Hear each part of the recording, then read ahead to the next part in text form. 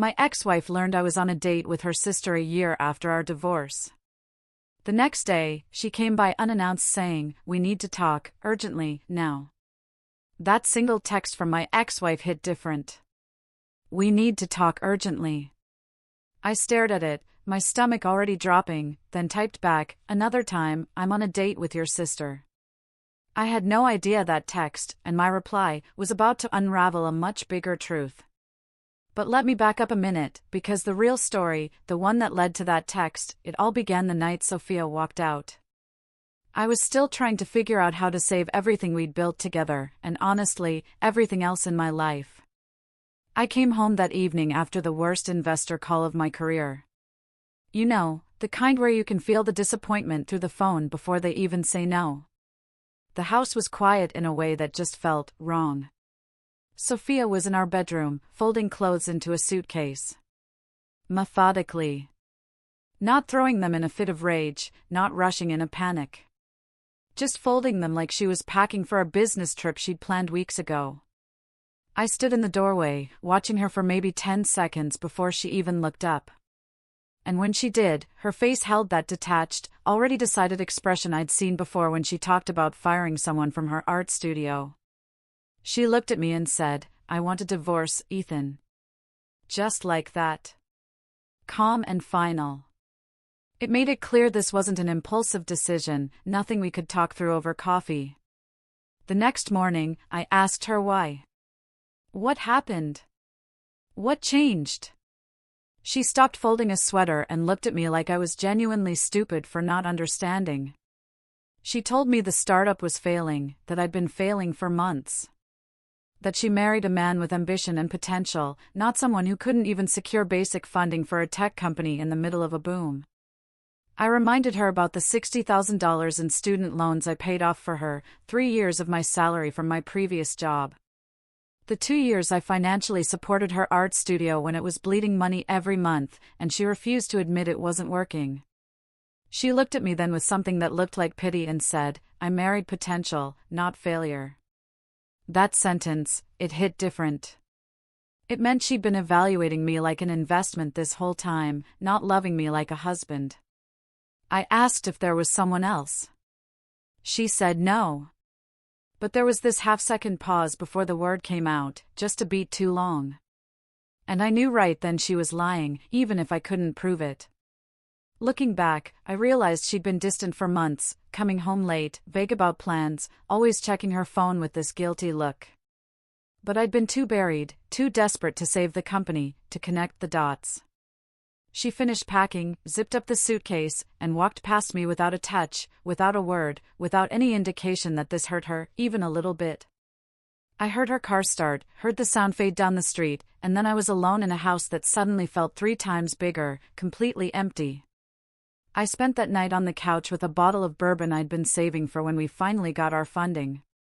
Drinking it alone, replaying every moment of our relationship, trying to find the exact point where she stopped seeing me as a partner and started seeing me as a liability. The thing about betrayal, it doesn't just hurt in the moment. It rewrites your entire history. Makes you question every smile, every kiss, every time she said she believed in me. I kept thinking about how she used to brag about my company at parties, introducing me as a founder and entrepreneur.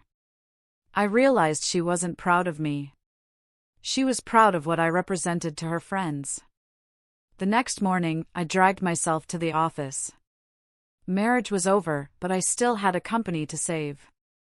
I walked in to find Adam, my co-founder and supposedly my best friend since college, sitting at the conference table. His laptop was closed, his hands folded like he was about to deliver bad news at a funeral. He told me he was leaving. He'd already accepted a position at a competitor. Said it wasn't personal, but he needed stability and couldn't keep working on something that might not exist in 6 months. I asked how long he'd been planning this. He admitted he'd been interviewing for over a month. Meaning he was looking for exits while I was begging investors for more time, burning through my savings to make payroll. He called it a business decision, said he hoped I'd understand. I wanted to punch him, but instead, I just nodded and told him to take his stuff and go. Within 2 hours, he was gone. I was sitting in an office that used to have 4 desks and now had one, staring at code I didn't fully understand. Adam was the technical guy, I was the business guy. Without him, I wasn't even sure what I was anymore. I called my lawyer, a guy named Kevin, who'd handled my business incorporation, and told him I needed help with the divorce. He recommended Olivia Hayes, who specialized in high-stakes separations and worked on contingency for cases she believed in. Olivia turned out to be exactly what I needed. Cold, strategic, completely uninterested in my feelings, which was perfect because I didn't have the energy to be coddled. She told me Sophia was asking for half the business, half the savings, the house, and one of the cars, basically everything except my laptop and the debt. I told Olivia I'd give up everything except the company. I needed to keep the business, even failing, because it was the only thing I had left that proved I wasn't completely worthless.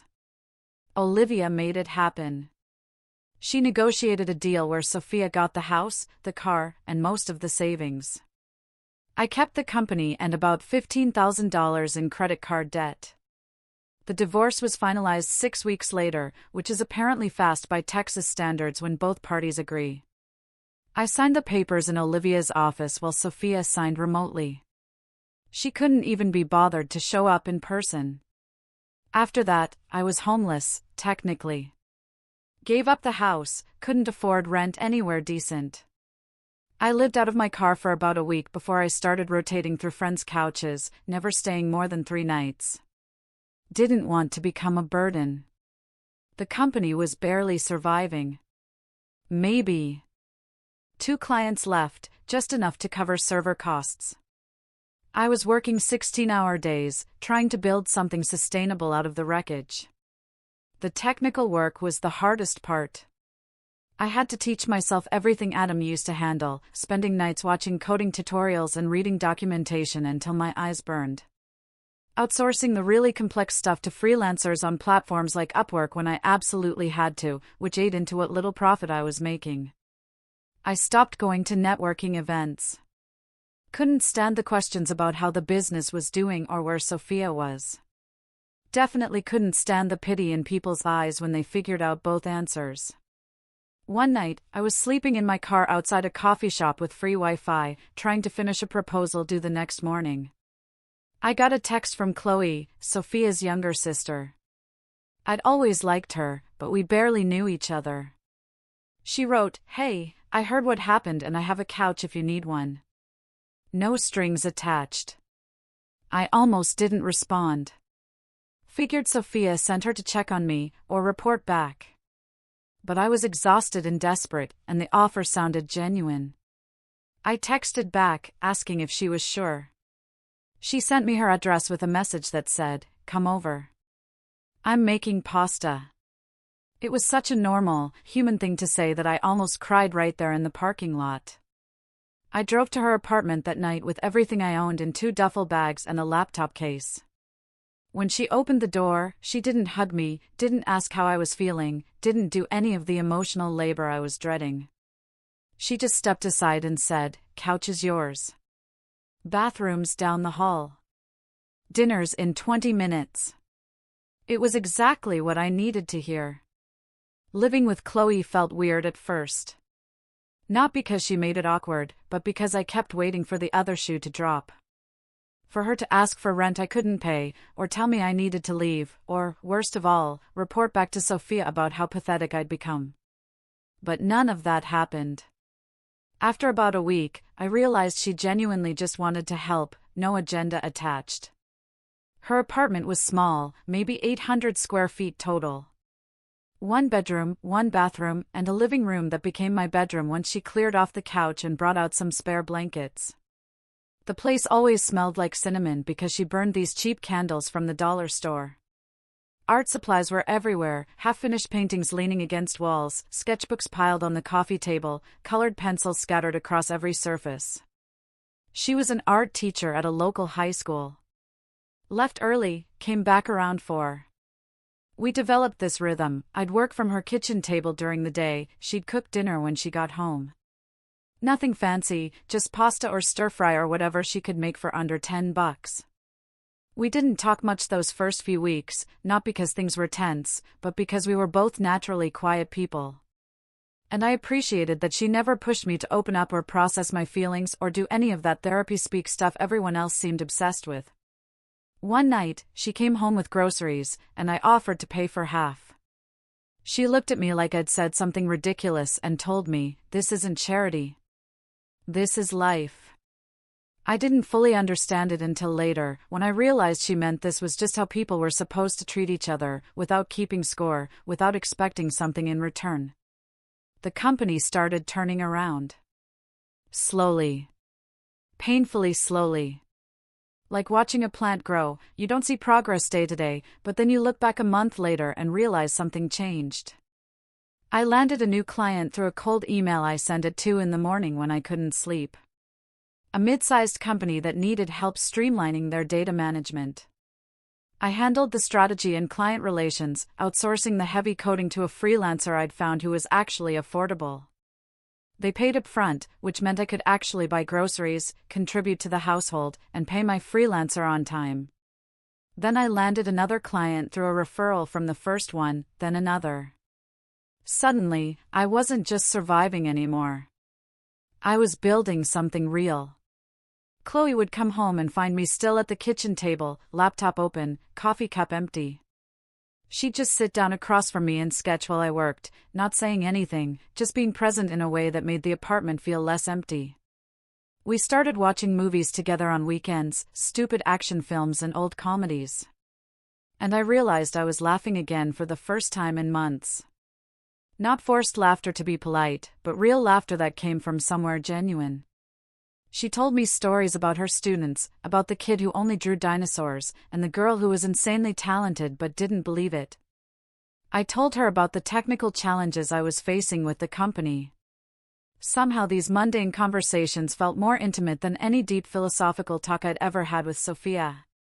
About 3 months into living there, I noticed things had shifted between us in a way I couldn't quite name.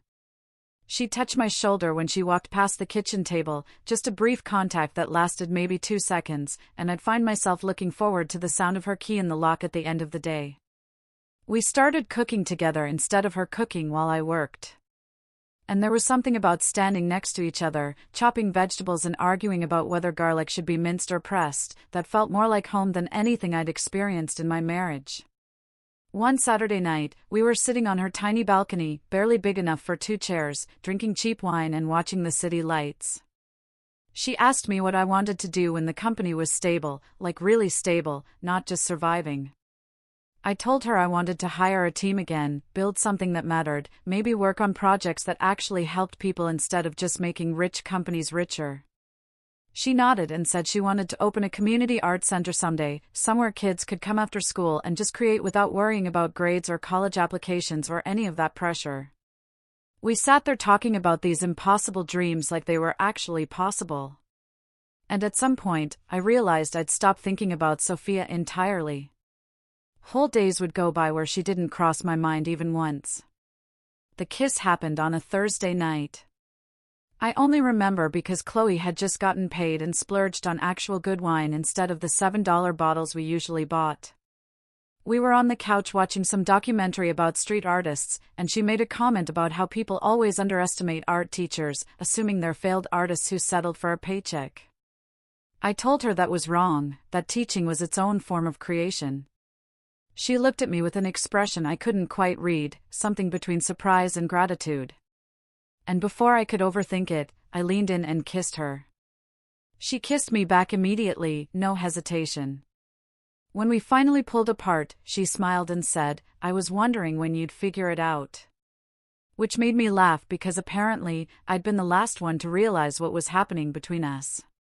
We talked for hours that night about what this meant, whether it was too soon, whether Sophia would lose her mind, whether we were making a huge mistake.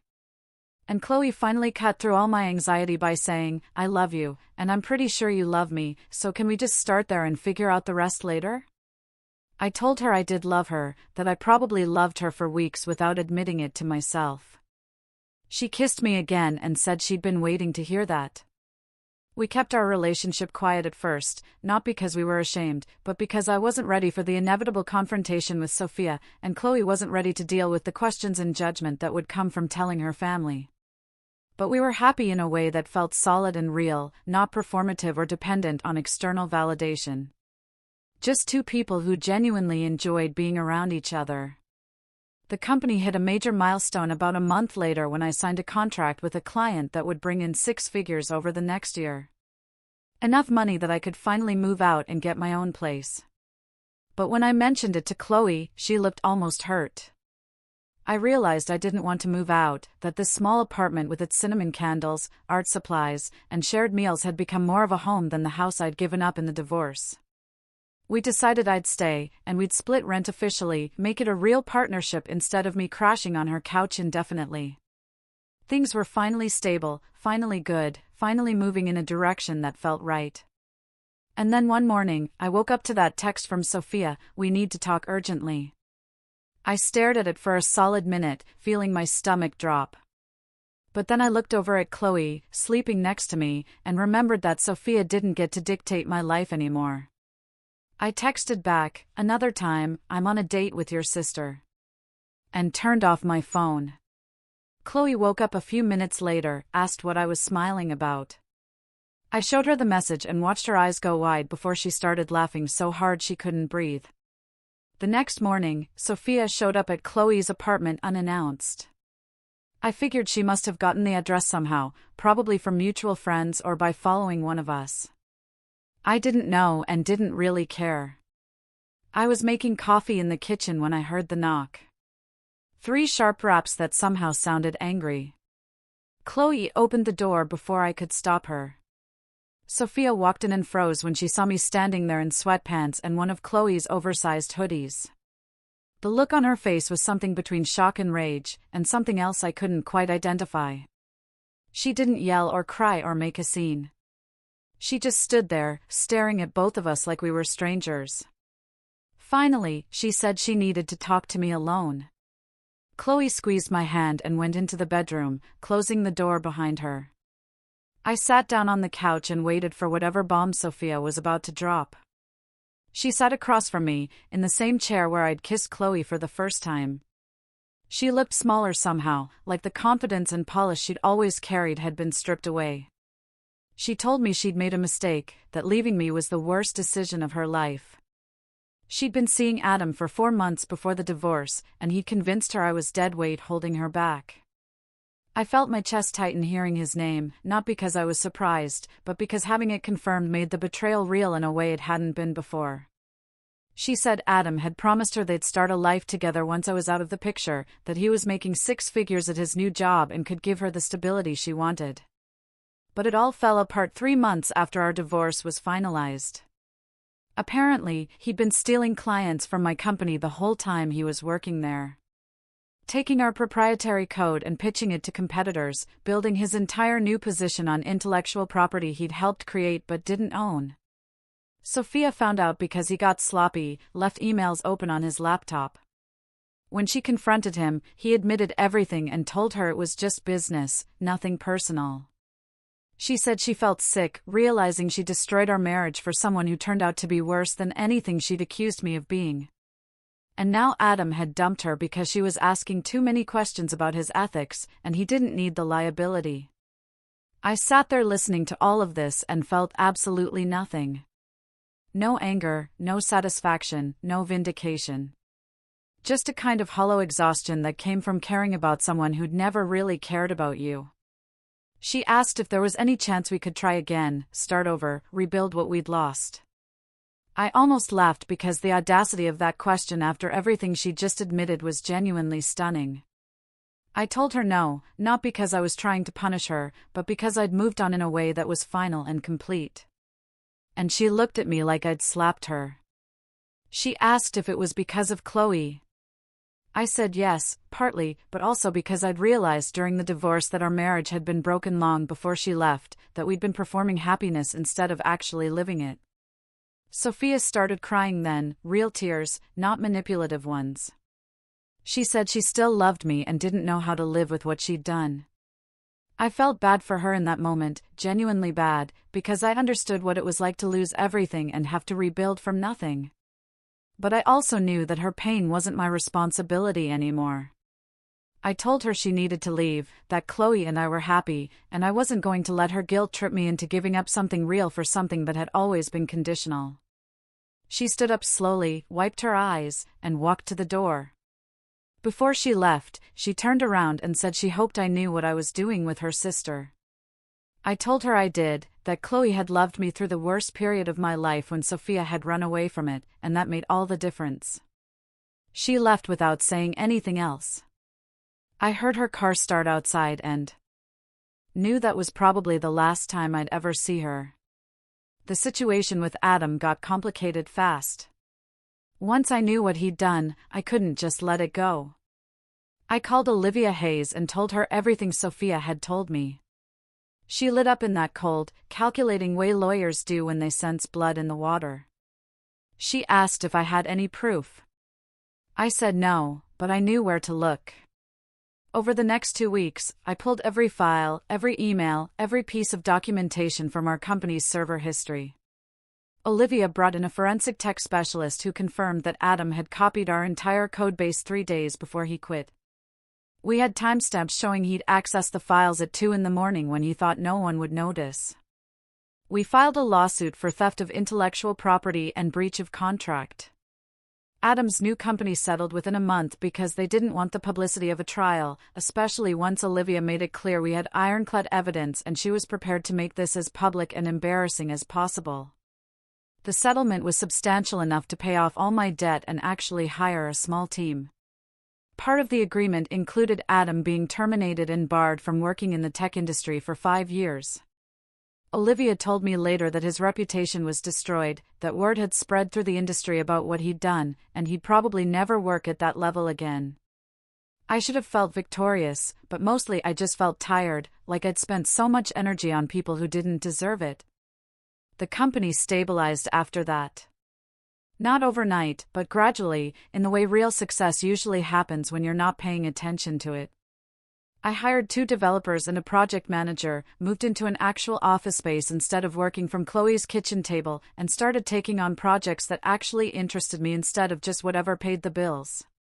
Chloe and I moved into a bigger apartment together about 6 months after Sophia's visit, a 2-bedroom with a balcony that actually fit furniture and a second room Chloe converted into a studio. We got engaged on the anniversary of the day I moved into her first apartment. I proposed with a ring I'd saved up for over 3 months. Nothing fancy, but something that felt right. Chloe finally told her parents about us a few weeks before the engagement. While it was awkward at first, they came around once they saw how serious we were and how happy Chloe was. The wedding was small, just close friends and Chloe's parents and her students who'd shown up to celebrate. We didn't invite Sophia, because some bridges are better left burnt. I thought about her sometimes, wondered if she'd found whatever she was looking for. But those thoughts came less and less frequently, until they barely came at all. Chloe asked me once if I regretted anything. I told her the only thing I regretted was not meeting her first, not having those years with her instead of Sophia. But she said everything happened the way it needed to, because otherwise we wouldn't have appreciated what we found. She was probably right about that. Standing there at our small wedding reception, watching her laugh with her students, I realized I'd gotten something Sophia had never understood. That real love wasn't about potential or status or what someone could do for you. It was about showing up when things were hard and staying when it would be easier to leave. What do you think? Was I too harsh on Sophia, or did she get what she deserved?